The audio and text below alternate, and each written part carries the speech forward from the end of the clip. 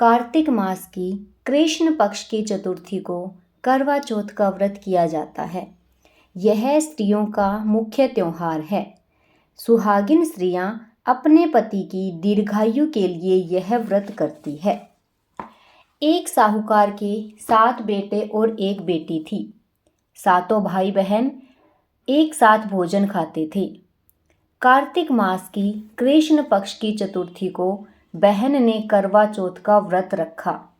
बहन ने निराहार व्रत किया और अनेक प्रकार के भोज्य पदार्थ प्रसाद के लिए बनाए। जब भोजन का समय हुआ तब भाइयों ने अपनी बहन को भोजन के लिए बुलाया। बहन ने कहा कि जब चांद उदय होगा तो चंद्रदेव के दर्शन करके चंद्रमा को अर्घ्य देकर व्रत का पूजन करके ही मैं भोजन ग्रहण करूंगी। भाइयों ने सोचा कि इस तरह से तो हमारी प्यारी बहन भूखी रहेगी।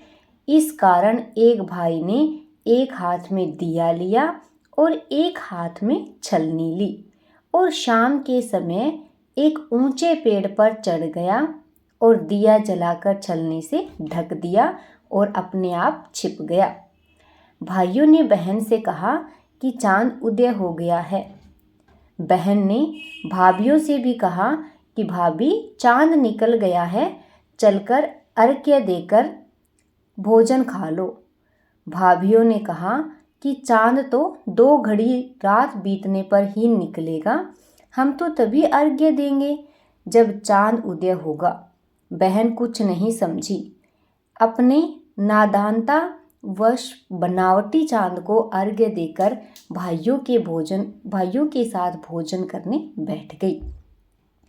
व्रत दूषित हो जाने के कारण जैसे ही बहन ने रोटी का एक कोर मुंह में डालने लगी तो उसमें बाल निकल आया, दूसरे में पत्थर निकला और जैसे ही तीसरा कोर मुंह में डाला तो बहन की ससुराल से बुलावा आया कि उसका पति बहुत ही बीमार है, जल्दी से भेज दो।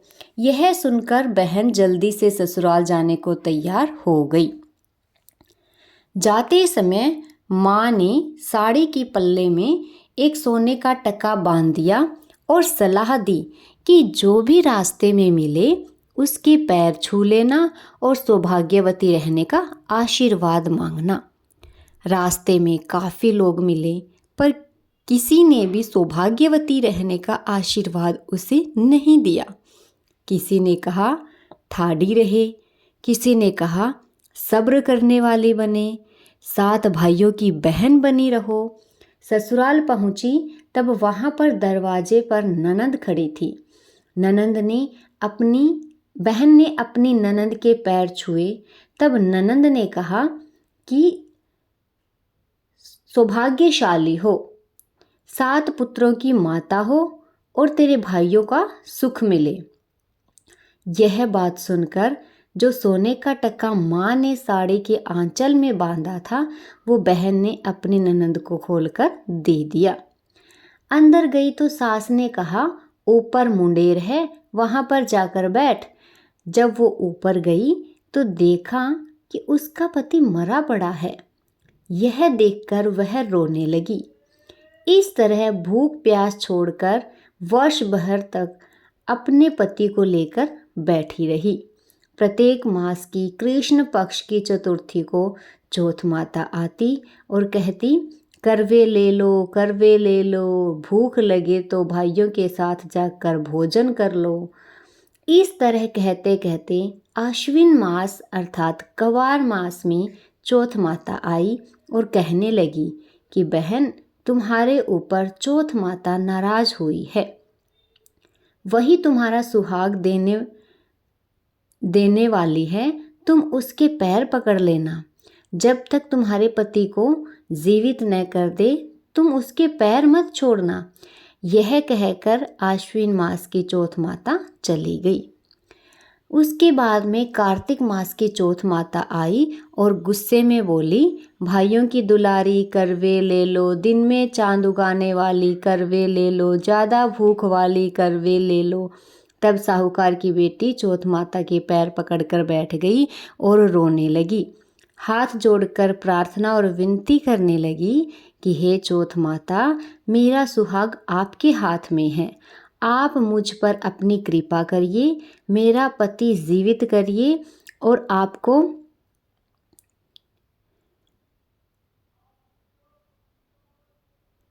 मेरा सुहाग देना ही पड़ेगा।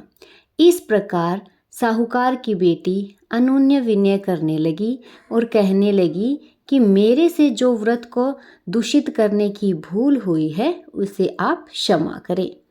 चौथ माता साहूकार की बेटी पर प्रसन्न हो गई और अपनी आंखों से काजल, नाखून से मेहंदी और मांग से सिंदूर दिया। माता की कृपा होते ही साहूकार की बेटी का पति जीवित हो गया। जीवित होते ही पति बोला कि मैं तो बहुत गहरी नींद में सोया। साहूकार की बेटी ने सामर्थ्य अनुसार सामग्री जुटाकर चौथ माता का पूजन किया और चौथ माता से सुहाग का आशीर्वाद मांगकर सास के पैर छुए और साथ ही सौभाग्यवती स्त्रियों के पैर छूकर सौभाग्यवती रहने का आशीर्वाद प्राप्त किया। हे चौथ माता, जैसा साहूकार की बेटी को सुहाग दिया वैसा सबको देना, मेरे को भी और सब परिवार वालों को। हे चौथ माता, सौभाग्य पुत्र और अचल लक्ष्मी सबको देना, मंगल करना, कल्याण करना। जय माँ करवा चौथ। गणेश जी विनायक जी की कहानी। एक अंधी बुढ़िया थी जिसका एक लड़का और लड़के की बहू थी। वो बहुत गरीब थी। वह अंधी बुढ़िया नित्य प्रति गणेश जी की पूजा किया करती थी। गणेश जी साक्षात सन्मुख आकर कहते थे कि बुढ़िया माई, तू जो चाहे सो मांग ले। बुढ़िया कहती, मुझे मांगना नहीं आता, सो कैसे और क्या मांगूं? तब गणेश जी बोले कि अपने बहू बेटे से पूछकर मांग ले। तब बुढ़िया ने अपने पुत्र और वधू से कहा तो बेटा बोला कि माँ धन मांग ले और बहू ने कहा कि पोता मांग ले। तब बुढ़िया ने अपने मन में सोचा कि बेटा बहू तो अपने अपने मतलब की बातें कर रहे हैं। अतः उस बुढ़िया ने पड़ोसियों से पूछा तो पड़ोसियों ने कहा कि बुढ़िया माई, तेरी थोड़ी सी जिंदगी बची है, क्यों मांगे धन और पोता? तू तो केवल अपने नेत्र मांग ले, जिससे तेरी शेष जिंदगी सुख से व्यतीत हो जाए।